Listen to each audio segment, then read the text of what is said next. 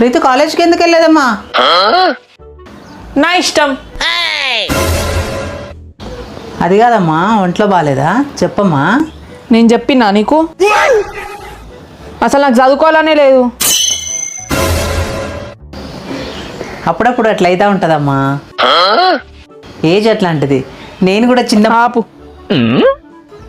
నీ సొల్లు చెప్పాక నాకు. నువ్వు ఇప్పుడు చదువుకోకపోతే నీ జీవితంలో ఆపు, నీ లెక్చర్లు ఇయ్యాకీడా. అది కాదమ్మా, నేను జస్ట్ సంజాయిస్తున్నా.